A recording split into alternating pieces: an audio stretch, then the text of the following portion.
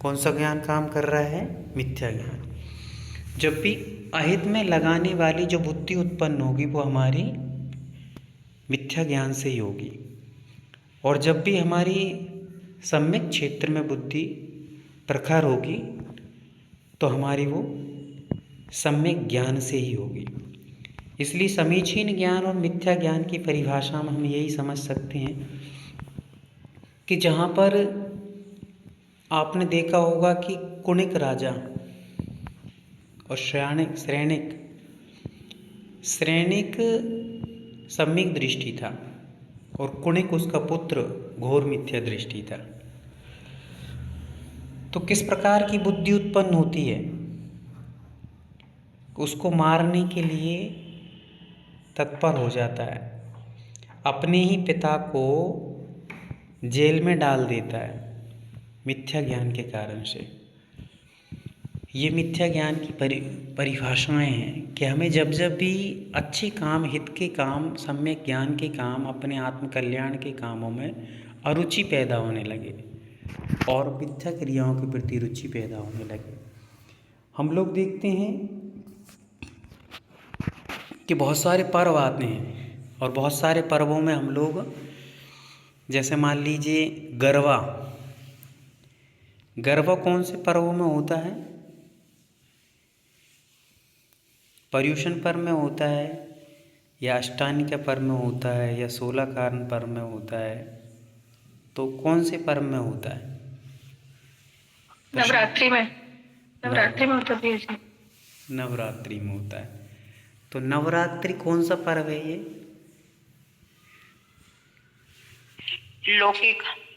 लौकिक पर्व है। किसने कहा कि लौकिक पर्व है ये? पर्व का अर्थ होता है जो आत्मा को पवित्र बनाए, उसको पर्व कहते हैं।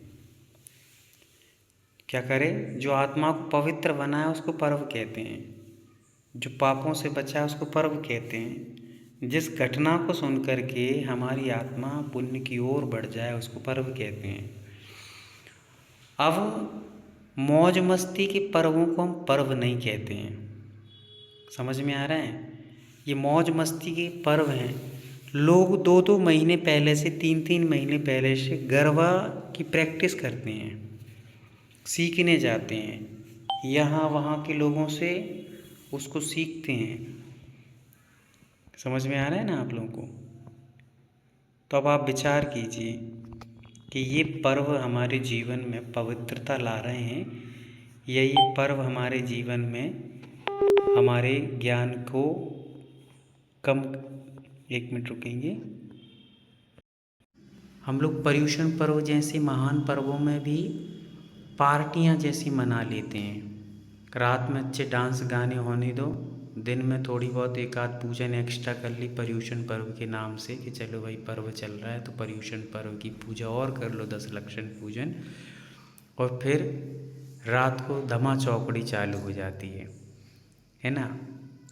रात में डांस गाने चलेंगे, बढ़िया नाचेंगे गाएंगे, और ना जैसे ही प्रवचन प्रारंभ हुए किसी के तो पीछे के पीछे खिसक लेंगे, कहीं करंट लग रहा हो जैसे। तो ये अपनी आत्म कल्याण की भावना ही नहीं है, हमारी मात्र मौज मस्ती की भावना है। तो ये मौज मस्ती की भावना हमें पर्व नहीं कहलाती, ये तो एक इंजॉय, एक पार्टी है जो हमें मात्र मनोरंजन का कारण बन रही है, आत्म रंजन का कारण नहीं है। आत्मा को अंजन से मुक्त अर्थात कर्म रूपी अंजन से मुक्त करके निरंजन बनाने वाला सोपान नहीं है, बल्कि ये तो आत्मा के मन को मनोरंजित करने वाली प्रवृत्तियों को हम पर्व मानते हैं। ठीक है, समझ में आ रहा है? चलिए, तो इस प्रकार के पर्वों को कोई महत्व नहीं दिया जाता, अतः आप लोग इन पर्वों में उलझे नहीं। ये मिथ्या ज्ञान की प्रवृत्तियां हैं जिसको हम पर्व मान करके और क्या कर रहे हैं? नच रहे हैं, गा रहे हैं, अपने मन के मनोरंजन कर रहे हैं। तो ये मिथ्या ज्ञान की प्रवृत्तियाँ कहलाती हैं। इस मिथ्या ज्ञान की प्रवृत्ति में कोई भी भला होने वाला नहीं है, आत्मा का कल्याण होने वाला नहीं है। ये चीज़ों को हमें अच्छे से समझ लेना चाहिए। ठीक है। किसी की कोई जिज्ञासा बीच में आती है तो आप पूछ सकते हैं आराम से। चलिए तो आगे चलते हैं। सम्यक ज्ञान के बारे में हमने जाना और मिथ्या ज्ञान के जाने में जाना कि मिथ्या प्रवृत्ति की ओर ले जाए उसको मिथ्या ज्ञान, और जो सम्यक प्रवृत्ति की ओर ले जाए उसको सम्यक ज्ञान। अब हम लोगों ने जो सम्यक ज्ञान है उसके 5 भेद हैं। सम्यक ज्ञान के कितने भेद हैं? 5 भेद हैं। मति ज्ञान, श्रुत ज्ञान, अवधि ज्ञान, मनः पर्याय ज्ञान और केवल ज्ञान। इस प्रकार से ये 5 प्रकार के जो ज्ञान हैं वो सम्यक ज्ञान कहलाते हैं। और मिथ्या मति ज्ञान, या जिसको कुमति भी कहते हैं, कुमति ज्ञान, कुश्रुत ज्ञान और कुअवधि ज्ञान, इस प्रकार से 3 प्रकार के मिथ्या ज्ञान कहलाते हैं। कुज्ञान भी इन्हें कहते हैं या मिथ्या ज्ञान भी इन्हें कहते हैं। तो ऐसे मिलाकर के 5 सम्यक ज्ञान और 3 मिथ्या ज्ञान हो जाते। चलिए प्रारंभ। तो मति ज्ञान, श्रुति ज्ञान, अवधि ज्ञान, मनः पर्याय ज्ञान और केवल ज्ञान, ये 5 सम्यक ज्ञान। तो हम सम्यक ज्ञानों को समझते हैं। मति ज्ञान के बारे में आप सबने बहुत बार पढ़ा होगा कि जो मन और इंद्रियों के माध्यम से होता है। आगे चल के आचार्य भगवंत खुद इस बारे में बताएंगे। तो आगे के सूत्रों को हम पहले पढ़ लेते हैं, फिर परिभाषाओं को दोहराएंगे। 7वें नंबर का 8वें नंबर हो गया था, तो अपना 10वें नंबर का सूत्र हम लोग पढ़ते हैं। तत्प्रमाणे, छोटा सा सूत्र है, तत्प्रमाणे। तो ये सूत्र सभी को पढ़ने में तो कोई दिक्कत नहीं आ रही होगी। किसी को दिक्कत आ रही हो तो मुझे आप भैया जी वंदना, एक बार 9th का सूत्र कैसे पढ़ना है ये सिर्फ समझाइए, बताइए। मति श्रुता वधि मनः पर्याय केवलानि ज्ञानम। जहाँ भी बड़ा आएगा और छोटा उसके पीछे आएगा तो बड़े वाले को खींचा जाता है, केवलानि ज्ञानम, ताकि वो जो छोटा है वो छोटा ही रहे। यदि हम लोग आगे वाले को ज़्यादा नहीं खींचेंगे ना तो पीछे वाला खिंच जाएगा तो वो बड़ा हो जाएगा। मति, इसको ऐसे भी पढ़ सकते हैं, मतिश्रुतावधि मनः पर्याय केवलानि ज्ञानम, ऐसे भी पढ़ सकते हैं। और इसको अलग भी पढ़ सकते हैं, मति श्रुतावधि मनः पर्याय केवलानि ज्ञानम, है ना। तो श्रुत में जो सा है उसको हम अटैच करके भी पढ़ सकते हैं, मतिश्रुतावधि मनः पर्याय केवलानि ज्ञानम। ठीक है, दोनों टाइप से आप लोग पढ़ सकते हैं, जो भी आपको सुविधाजनक लगे। दोनों में अर्थ सही निकलता है, कोई भी डरने की बात नहीं है।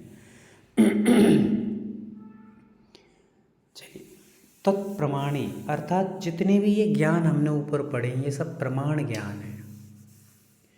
प्रमाण ज्ञान है मतलब ये सम्यक ज्ञान है, मिथ्या ज्ञान नहीं है जी। कैसे हैं? प्रमाण ज्ञान मतलब ये सम्यक ज्ञान है, कोई मिथ्या ज्ञान नहीं है। ये 5 ऊपर हमने जो जाने हैं।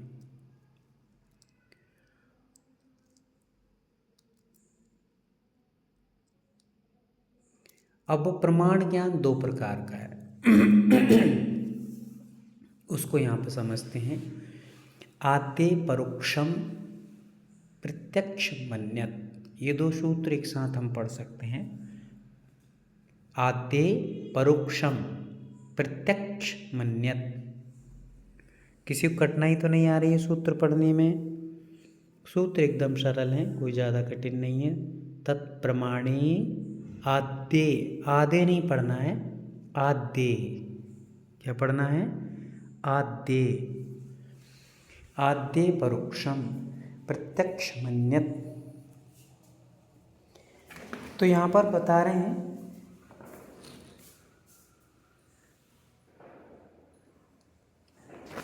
कि आद्य परोक्षम, आदि के जो 2 ज्ञान बताए गए हैं।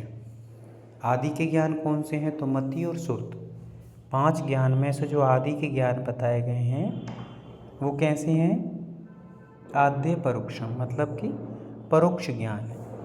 और प्रत्यक्ष मन्यत, अन्य जो बचे हैं, अन्यत मतलब अन्य जो ज्ञान बचे हैं वो कैसे हैं? प्रत्यक्ष ज्ञान है।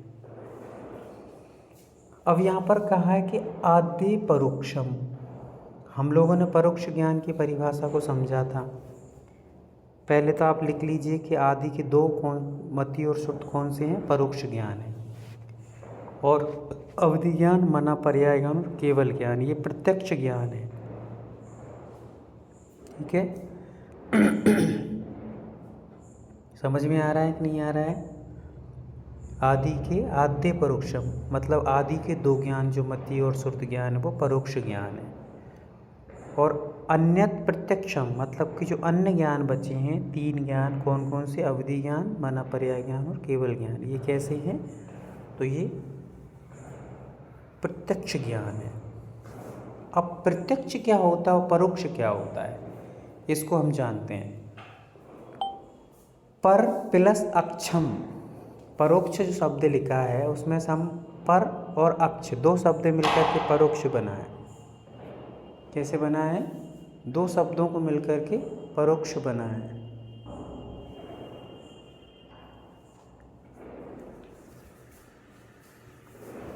तो पर प्लस अक्ष, पर मतलब कि जो आत्मा से पर है उनके माध्यम से होता है। तो आत्मा से पर क्या है? हमारी इंद्रियां और हमारा मन। हमारी जो इंद्रियां हैं वो आत्मा से पर हैं, मतलब आत्मा नहीं है, आत्मा से भिन्न है, इसलिए पर के माध्यम से हो रहा है। ठीक है ना? तो इंद्रिय और मन की सहायता से जो ज्ञान हो रहा है उसे हम कहते हैं परोक्ष ज्ञान।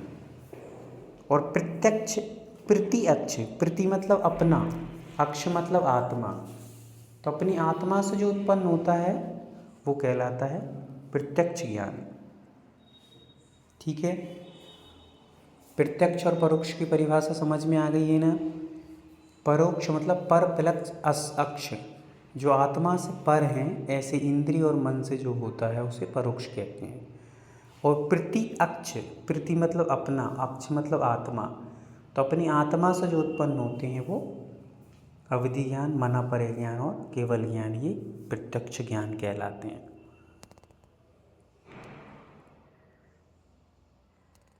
चलिए, अब यहाँ पर जो प्रत्यक्ष ज्ञान है उसके भी दो भेद कर दिए हैं, एक विकल्प प्रत्यक्ष और एक सकल प्रत्यक्ष। विकल्प प्रत्यक्ष मतलब जो पूर्ण रूप से नहीं जानते हैं, जानते तो हैं पर पूर्ण रूप से नहीं जानते, होते आत्मा से हैं पर पूर्ण रूप से नहीं जानते हैं, इसलिए विकल्प प्रत्यक्ष हैं। और सकल प्रत्यक्ष मतलब जो संपूर्ण रूप से जानते हैं, इसलिए उनको सकल प्रत्यक्ष कहते हैं। ठीक है। केवल ज्ञान कैसा है? सकल प्रत्यक्ष। सकल मतलब संपूर्ण को जानने वाला है, लोकालोक, सभी पर्याय, सभी के गुण, सभी के द्रव्य, सबको जानने वाला है। और जो विकल्प प्रत्यक्ष है, अवधि ज्ञान और मना पर्याय ज्ञान, वो कुछ रूप में जानने वाला है, संपूर्ण रूप में जानने वाला नहीं है, ऐसा हमें जानना चाहिए।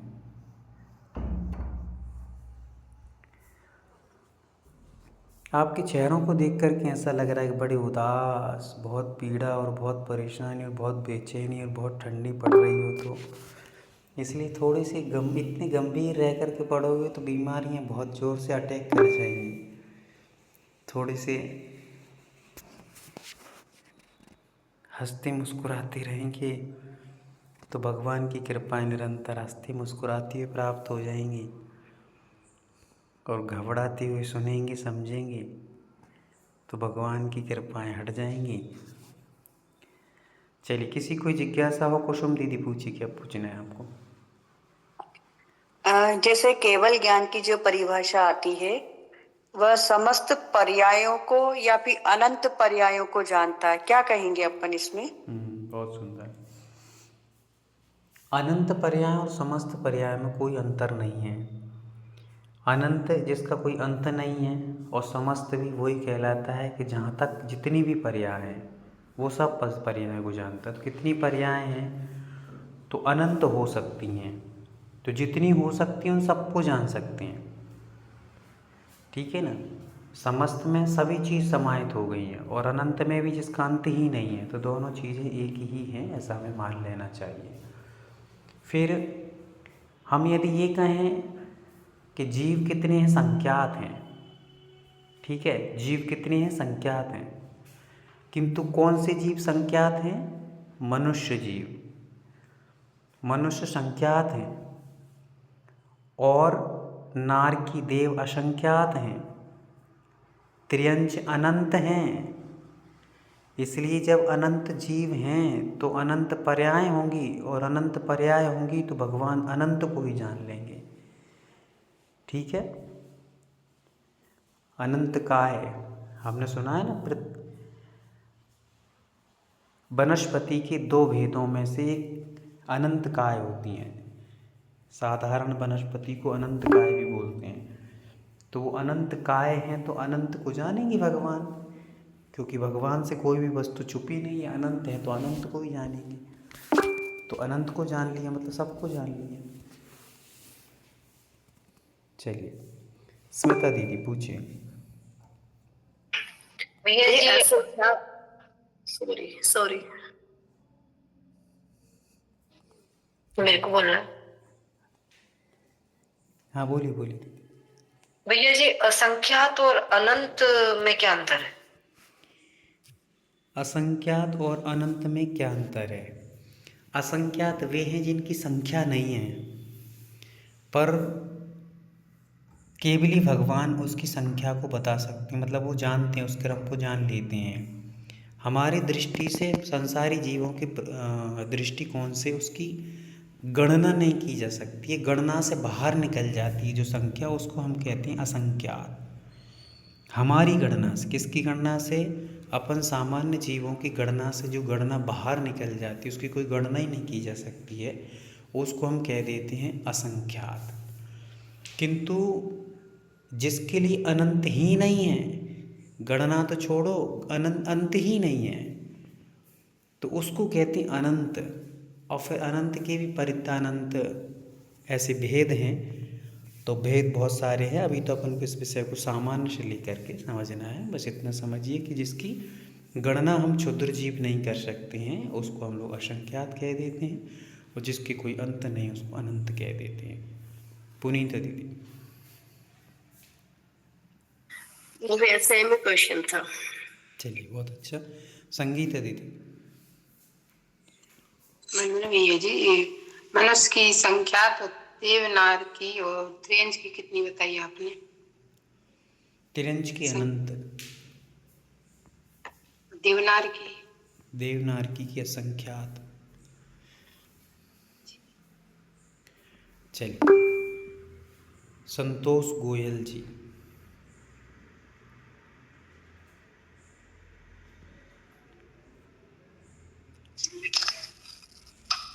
वंदना भैया जी। हाँ दीदी। भैया जी एक बार ये मैं बताऊं क्या भाई, जैसे ये प्रोक्ष ज्ञान भाई, जिस तरह ये इंद्रियां और मन उसकी वजह से ही, हाँ और अप्रोक्ष और जो प्रत्यक्ष है वो जैसे आत्मा से, इसमें अवधि ज्ञान, मन पर्याय ज्ञान और केवल ज्ञान आता है। बहुत सुंदर, बहुत अच्छा, ये आत्मा से होता है। बहुत बढ़िया। और इसके दो भेद, विकल और सकल जी। उसको थोड़ा सा समझा के बताइए भैया जी, विकल और सकल का। सकल मतलब जो संपूर्ण को जानता है, जितना भी है सबको जानता है, कोई भी छूटा नहीं रहता उससे, बाकी शेष नहीं बचता कुछ भी, वो सकल है। और विकल जिससे संपूर्ण नहीं जानता, जानता तो है पर पूर्ण नहीं जानता है, उसको विकल कहते हैं। म्यूट कर लीजिए दीदी। और ये हाँ मति ज्ञान और श्रुत ज्ञान के भी ये भेद बताए थे ना आपने? मति ज्ञान और श्रुत ज्ञान के, उनके भी बताए थे क्या आपने भेद? नहीं नहीं, उनके भेद अभी आगे आएंगे। अभी वो मति मिथ्या ये जस्ट वो सम्यक ज्ञान और मिथ्या ज्ञान बताए थे, तो वो अभी आप उलझिए नहीं, आपको तो जितना है उतना ही है अपनी। थैंक यू भैया जी। हाँ दीदी। वंदना दीदी। वरना भैया जी, या भैया जी अक्ष का दो अर्थ रहता है ना, एक इंद्रिया और एक आत्मा, दोनों ही अर्थ लेते ना? दोनों अर्थ लेते हैं। जी भैया जहाँ जी। जैसा प्रसंग होता है वहाँ वैसा ले लिया जाता है। जिनकी भी शंकाएँ होती जाएँ पूरी वो हैंड डाउन करते जाएँ ताकि विकल्प उत्पन्न ना हो। चलिए, और किसी कोई जिज्ञासा हो तो पूछ सकती है, अन्यथा अपन लोग इस विषय को थोड़ा सा और आगे ले चलेंगे। भैया जी इसमें अवधि ज्ञान और मने पर ज्ञान बताया था, तो केवल ज्ञान तो संपूर्ण जानने वाला है। अवधि और मने पर ज्ञान में कौन ज्यादा ज्ञानी है? हाँ, वो अभी आने वाला है, आगे सारा विषय आने वाला है, एक एक विषय यहाँ पे आने वाला है। चलिए, तो अगली परिभाषाओं को समझने के लिए आगे का सूत्र हम लोग पढ़ते हैं। 12वें से 13वें नंबर का सूत्र आता है।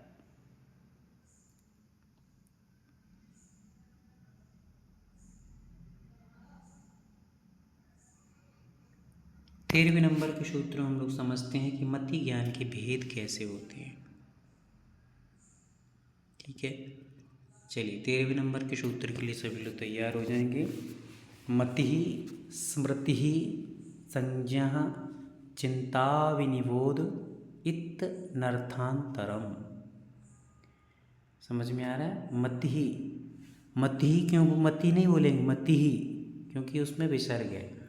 मति स्मृति संज्ञा चिंता विनिबोध इत नर्थांतरम। तो यहाँ पर बता रहे हैं मति ज्ञान के भेदों को, मतलब मति ज्ञान के जो पर्यायवाची नाम है उनको यहाँ पे बताया गया है। मति ज्ञान, मति भी कहते हैं उसको, स्मृति भी बोलते हैं, संज्ञा भी बोलते हैं, चिंता भी बोलते हैं, अभिनिबोध भी बोलते हैं। इत अनर्थांतरम, इति अनर्थांतरम, मतलब कि ये अलग अलग अंतर को लेकर के मति ज्ञान के ही पर्यायवाची नाम है, इनके अलग से अंतर नहीं है। ये मना किसके मति ज्ञान के सब क्या है, पर्यायवाची नाम है। यदि कोई मति की जगह स्मृति कहता है तो ये स्मृति भी मति ज्ञान के ही अंतर्गत आता है। संज्ञा कहे कोई तो संज्ञा भी मति ज्ञान के अंतर्गत ही आती है। चिंता, मुझे चिंता हो रही है, तो चिंता होना भी क्या है, मति ज्ञान का भेद है। अविनिबोध मतलब किसी चीज़ की स्मृति आ जाना या बार बार उसको चिंता न जाना, ये भी एक तरह से अनुमान ज्ञान जिसको कहते हैं, ये क्या कहलाता है, ये भी मति ज्ञान का भेद है। अपन कहते हैं ना कि हाँ अनुमान तो ऐसा लग रहा है कि बादल हो रहे तो पानी आ सकता है, चिड़िया पानी में तैर रही हैं तो पानी आ सकता है, चींटियाँ अंडा लेके चल रही हैं तो बारिश हो सकती है, ऐसे जो अनुमान ज्ञान कहलाता है, ये भी सब मति ज्ञान के ही भेद हैं। अब यहाँ पर मति ज्ञान को समझें तो हम लोग मति ज्ञान मतलब इंद्रिय और मन की सहायता से जो होता है मति ज्ञान होता है। स्मृति में हम लोग जानते हैं पुरानी कोई स्मृति हमें आ गई है, जिसको जाति स्मरण भी बोलते हैं या स्मृति भी बोलते हैं, की बात है, स्मरण में आ गया। जाति स्मरण में इतना होता है कि पूर्व भव का जो आता है उसको जाति स्मरण कहते हैं, वो भी मति ज्ञान का ही भेद है। और स्मृति यहाँ पर मान लो आपको पुराने भव का आए ना आए, पर इस भव का किसी चीज़ की स्मरण आ गया कि आपको 15 साल पहले ये हुआ था, यहाँ पे वो घटना घटी थी, यहाँ पे वो हुआ था, यहीं पे हम गिरे थे, यहीं पे हमने चाय पी थी, यहाँ पर हमने ये किया था। तो ऐसे जो पुरानी स्मृतियाँ आ जाती हैं उसको स्मरण के स्मृति बोलते हैं, स्मरण आ जाना। संज्ञा किसे कहते हैं, जोड़ रूप ज्ञान को संज्ञा कहते हैं। जोड़ रूप ज्ञान मतलब कि जो जोड़ करके लगा लिया जाता है किसी चीज़ को, वस्तु के माध्यम से किसी चीज़ को देख करके जिसको ज्ञान कर लिया जाता है वो संज्ञा होता है। चिंता तर्क व्याप्ति रूप ज्ञान होता है। तर्क व्याप्ति रूप मतलब कि ऐसा है तो ऐसा क्या होगा, ऐसा होगा तो ऐसा क्या होगा, तर्क करते जाना। अच्छा ऐसा है तो फिर ऐसा क्या होगा, तो तर्क और व्याप्ति के माध्यम से जो उत्पन्न ज्ञान होता है उसको भी चिंता कहते हैं। अविनिबोध मतलब अनुमान ज्ञान कर लेना। अभी जैसे आपको बताया ना कि चिड़िया को नहाते देख करके या चींटियों को अंडा लेके जाने से देखने पर, या जैसे मान लीजिए कोई सामने से बिल्ली रास्ता काट गई तो भैया कोई गड़बड़ हो सकता है, ये अनुमान ज्ञान है, सब अनुमान से जाने जाते हैं। ठीक है, चलिए। तो अब हमने यहाँ पे मति ज्ञान के भेदों को तो जान लिया। शिष्य कह रहा है कि मति ज्ञान की पहले परिभाषा बताओ हमें। आपने पर्यायवाची तो बता दिए, अब हमें ये बताइए कि मति ज्ञान कहते किसे हैं। तो यहाँ पर उसकी परिभाषा बता रहे हैं। तदीन्द्रिया, कैसे पढ़ना है, तदीन्द्रिया, तदीन ना को जोड़ के, तदीन्द्रिया निन्द्रिये निमित्तम, तदीन्द्रिया निन्द्रिये निमित्तम, तदीन्द्रिया निन्द्रिये निमित्तम, तदीन्द्रिया निन्द्रिये निमित्तम, तदीन्द्रिया निन्द्रिये निमित्तम, ऐसे पढ़ना है इसको। ठीक है, तदीन्द्रिया निन्द्रिये निमित्तम।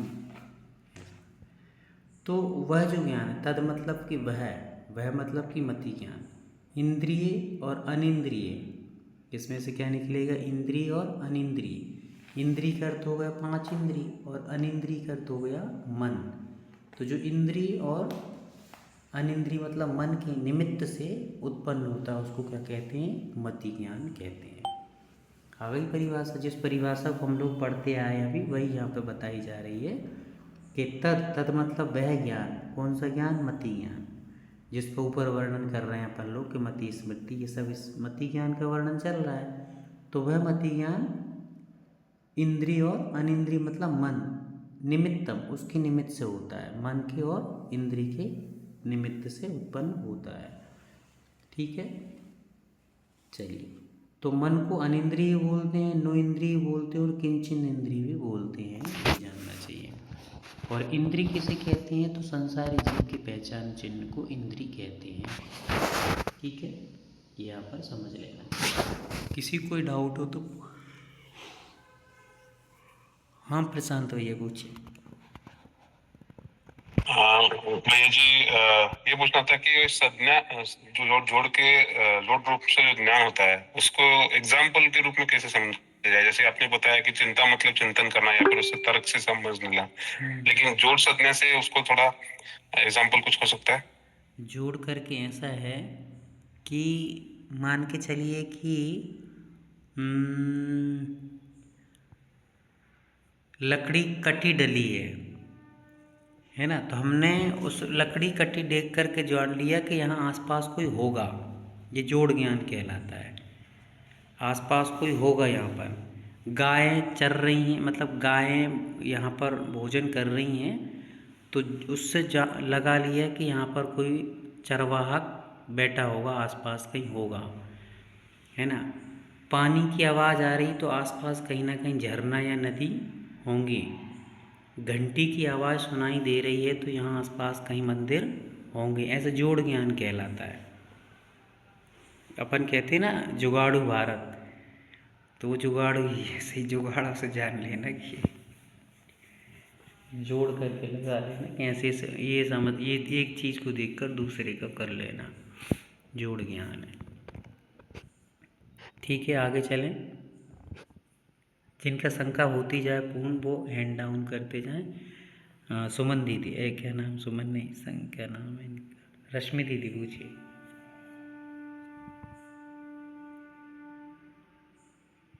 चलिए अश्मिता दीदी पूछिए।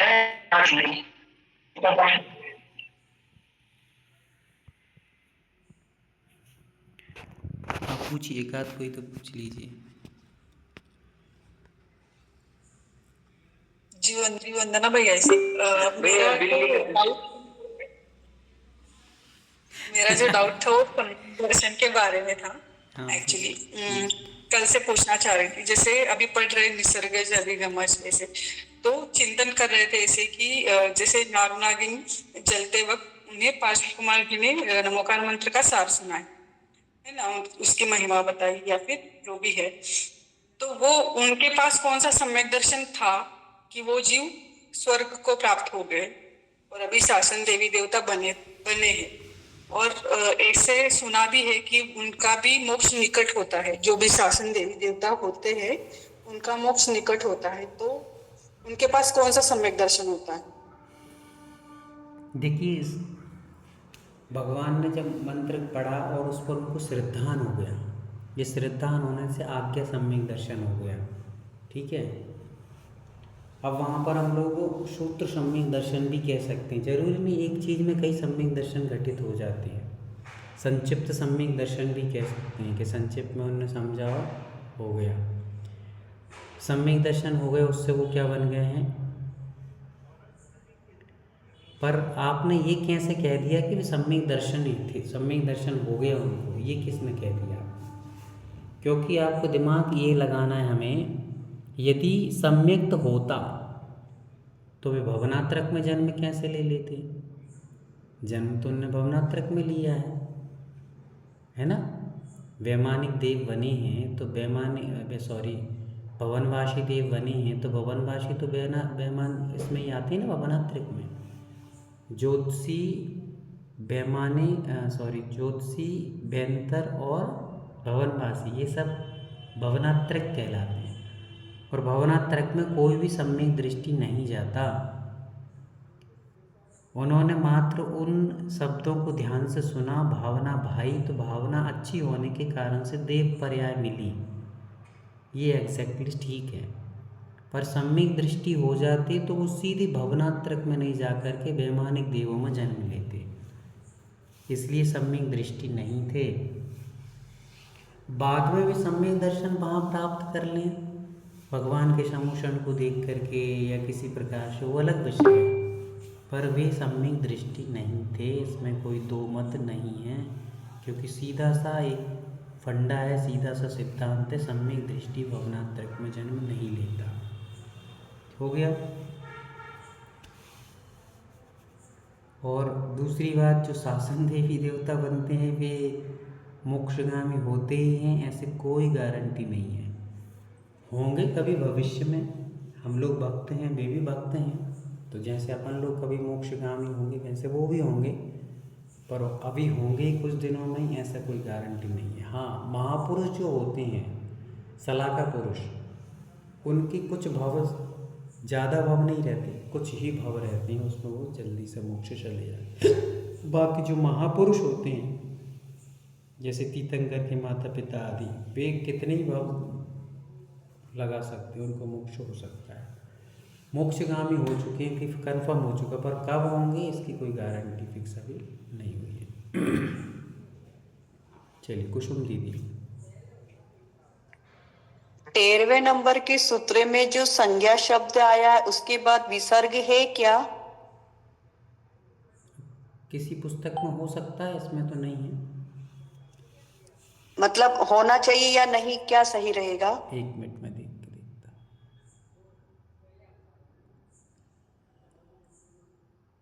नहीं होना चाहिए, क्योंकि अलग अलग शब्द हैं, ये बहुवचन नहीं है, या बहुवचन नहीं बनाना है। यदि बहुवचन बनाएंगे तो फिर हम लोग विसर्ग लग जाता, पर बहुवचन ना हो, एक ही वचन है, संज्ञा ये सब अलग अलग है ना, स्मृति अलग है, मति अलग है, तो वहाँ पर विसर्ग नहीं होगा। चलिए वंदना दीदी। भैया जी, मेरा प्रश्न यही था कि जो यक्ष यक्षिणी है, शासन देवी देवता है, सब लोग इनको सम्यक दृष्टि ही कहते हैं। अभी परसों चर्चा हुई तो बोला नहीं, वो तो सम्यक दृष्टि निकट भक्त हैं, मोक्ष ही जाएंगे, ऐसी मैंने भी चर्चा सुनी थी। हाँ, तो सुनने में क्या है, कुछ भी सुन सकते। कल तो हमारी भी सुन सकते कि हम मोक्ष चले गए, तो क्या होगा, चले जाएंगे क्या?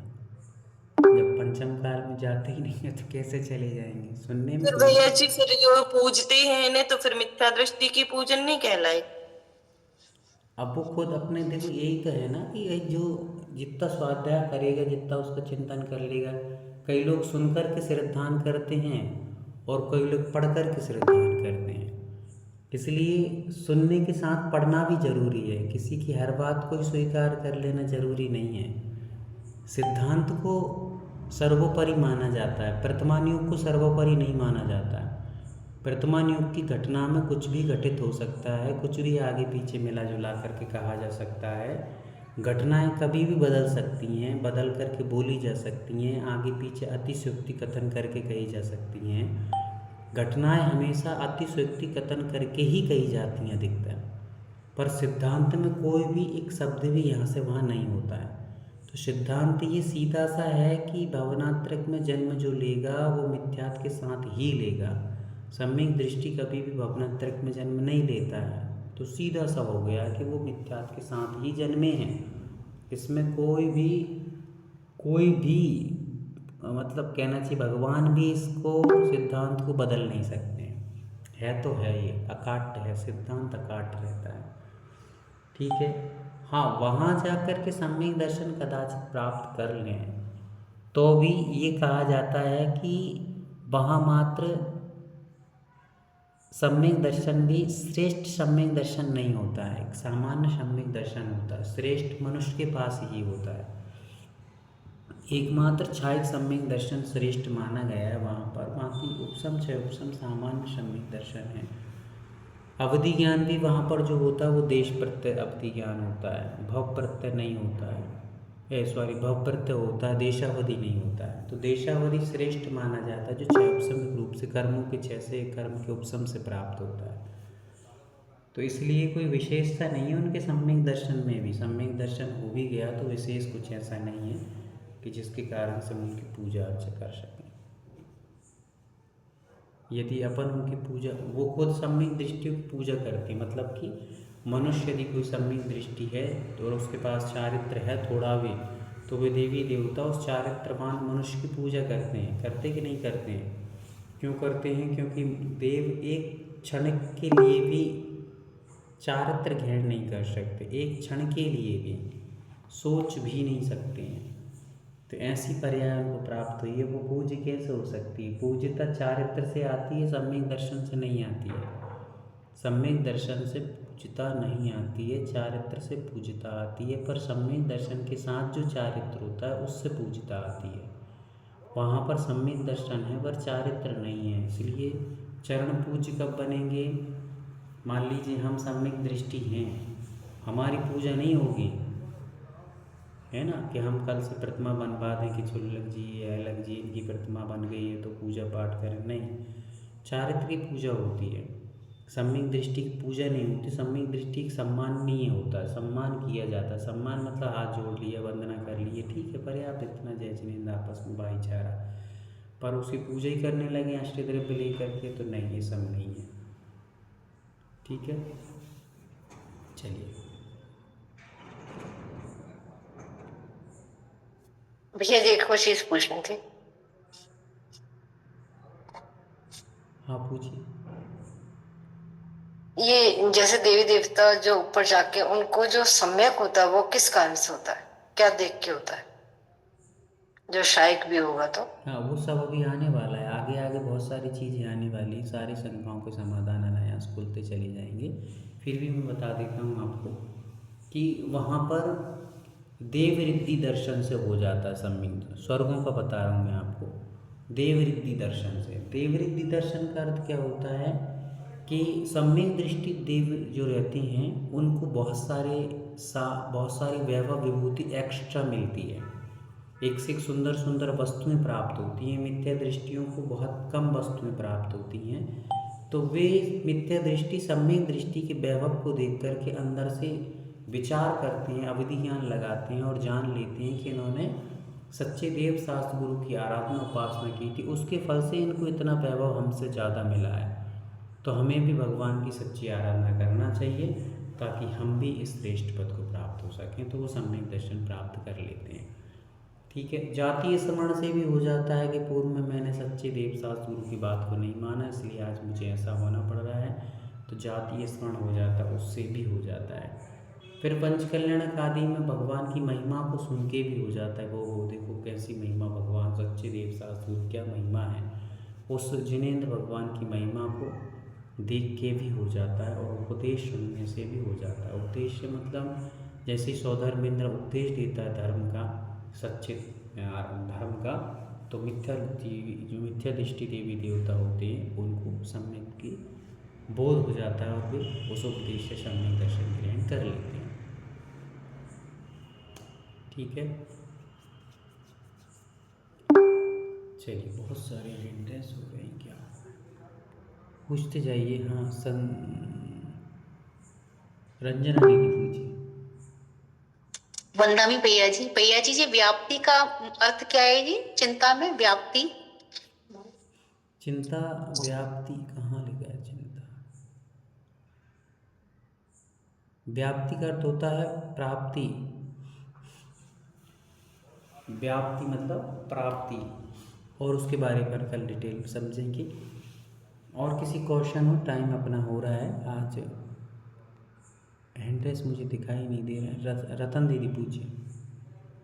भैया जी जाति स्मरण, वेदनानुभव, देव अवधि दर्शन, जिन बिंब महिमा दर्शन, ये सब निसर्ग सम्यक दर्शन में ही आएगा ना भैया जी?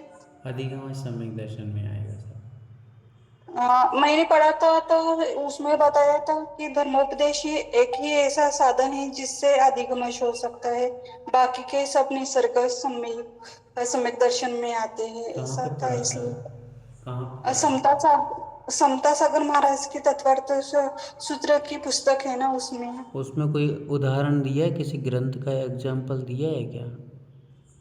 किसी ग्रंथ मैं बता कर नहीं, कल मुझे फिर सुबह देखकर बताऊंगी भैया जी। उसमें कोई ग्रंथ का रेफरेंस दिया हो, कोई बड़े ग्रंथ का, तो वो मान्यनीय हो जाएगा। रश्मि दीदी कुछ भैया हाँ पूछिए। भैया अभी हम हाँ भैया मैं अभी सुन रही हूँ बहुत सालों से कि सम्यक दर्शन से नहीं दिखना चाहिए, चार से दिख जाए तो कोई बात नहीं, तो भैया कहाँ तक है? सम्यक दर्शन से नहीं डिगना चाहिए, सही है ना। दंसन भट्टा भट्टा दंसन भट्टा न सिज्जंती, सिज्जंती चरित्र भट्टा दंसन भट्टा न सिज्जंती, ऐसी कुंद स्वामी जी ने दर्शन पौड़ ग्रंथ में लिखा है कि दंसन भट्टा भट्टा जो दंसन से भ्रष्ट हो गया वास्तव में वही भ्रष्ट है। दंसन भट्टा न सिज्जंती, जो दंसन से भ्रष्ट हो गया वो कभी सिज्जंती मतलब सीजता नहीं है। सीजता मतलब उठता नहीं है, संसार से कभी ऊपर नहीं उठ सकता है। सिज्जंती चरित्र भट्टा फिर भी सीज सकता है। सीजना मतलब कि उठ सकता है ऊपर। एक बार व्रतों भंग हो गया, दोबारा व्रत ले लेगा। ये ऊपर की क्रियाएं हैं, ऊपर की क्रियाओं में दोष लग जाए तो ऊपर से चारित्र को शुद्ध किया जा सकता है। किंतु दर्शन अंतरंग का विषय है। अंतरंग में एक दिन दर्शन खत्म हो गया तो वो दर्शन के लिए ना कोई प्रायश्चित है, ना कोई पश्चाताप है, ना कोई कुछ नहीं है। उसके लिए तो आपको फिर से श्रद्धान ही जगाना पड़ेगा। ना कुछ उसके लिए गुरु दे सकते हैं, ना कोई आचार्य दे सकते हैं, ना कोई अरिहंत दे सकते हैं, ना कोई सिद्ध दे सकते हैं। श्रद्धान हमारी आत्मा की विशुद्धि का विषय है, और आचरण हमें बाहर से भी आचार्य परमेष्टि दीक्षा दे करके हमें पुनः आचरण में स्थिर कर सकते हैं। हम किसी के उपदेश से आचरण को पुनः ग्रहण कर सकते हैं। किसी ने कह दिया यार ऐसा करने से बहुत पाप लगता है, तो अपन को लग गया कि नहीं हमने गलत किया, क्षमा याचना कर ली, प्रायश्चित कर लिया, पश्चाताप कर लिया। ये सब चारित्र्य विशुद्धि के उपाय हैं। दर्शन विशुद्धि के लिए कोई उपाय नहीं है। दर्शन विशुद्धि एक बार आपके अंदर से चली गई तो फिर कुछ भी करते रहना, कितनी पूजन पाठ, कितनी दर्शन प्रतिमा धारण कर लो, 11 प्रतिमा ले लो, कुछ भी करते जाओ, कुछ नहीं होने वाला है। इसलिए दर्शन सर्वश्रेष्ठ है। और फिर दर्शन के बाद जो चारित्र ग्रहण किया जाता है, उस दर्शन से वो चारित्र पूज हो जाता है। बिना दर्शन के चारित्र पूज्य नहीं होता। ठीक है। कुंद स्वामी जी की घोषणा है, आप ग्रंथ पढ़ेंगे कुंद स्वामी जी का दर्शन पाउड़ ग्रंथ। अष्टपाउड़ जो ग्रंथ है, उस अष्टपाउड़ में पहला पाउड़ दर्शन पाउड़ है, उसमें पढ़ेंगे आप कैसे, तो उसमें ज्ञाता मिलेगी आपको। दंसन भट्टा भट्टा दंसन भट्टा न सिज्जंती, सम्यक दर्शन से जो भ्रष्ट हो गया वही सही में भ्रष्ट है। चारित्र से भ्रष्ट वाला तो कभी भी अपने जीवन में प्रायश्चित आत्मगिलानी करके स्थिर हो सकता है, पर श्रद्धान को इतने जल्दी नहीं लाया जाता। श्रद्धान को लाने के लिए तो बहुत पुरुषार्थ होता है, उसके बारे में तो हम बता भी नहीं सकते कैसा पुरुषार्थ होता है। वो तो आत्मिक परिणामों की विशुद्धि ही है जो बता सकती है। केवल भगवान बता सकते हैं कि ये सम्यक दृष्टि है कि नहीं है। चारित्र में तो कोई भी बता सकता है कि बहुत बड़े चारित्रवान हैं, बहुत उपवास करते हैं, बहुत एकासन करते हैं, ठंडी में खड़े रहते हैं, गर्मी में बहुत ज़्यादा तपन सहन करते हैं, सब बताया जा सकता है। पर दर्शन है कि नहीं इनके पास, ये कोई नहीं बता सकता, केवल भगवान के अलावा। चलिए, ओम शांति। प्रश्न बहुत सारे हैं पर आगे का और भी क्लासेस हैं, इसलिए आज के विषय को यहीं पर क्लोज करेंगे। जिनके प्रश्न हो चुके हों वो विशेष रूप से हैंड डाउन कर लें। किसी एक आध का विशेष कोई क्वेश्चन हो वो कल के लिए आप होल्ड पर डाल करके मुझे बता दें, अपन होल्ड पर डाल देंगे उसको। किसी का विशेष कोई क्वेश्चन हो तो पूछ सकते हैं, उत्तर कल मिलेगा। पर चलिए, किसी का नहीं है तो हाथ जोड़ेंगे। हाँ पुनीता दीदी पूछिए फटाक से। बेस्ट सचिन, रानी एक भवतारी होती है बट वो स्वर्ग में देवी बनती है और सम्यक दृष्टि जीव स्त्री पर्याय को नहीं ग्रहण करता है, तो क्या वो अपने प्रीवियस बर्थ में उसको मरण के समय सम्यक दर्शन नहीं था, इसका मतलब ये हुआ? हाँ, यहाँ पर सम्यक दर्शन के साथ नहीं गई है, वहाँ पे सम्यक दर्शन प्राप्त करती है वो।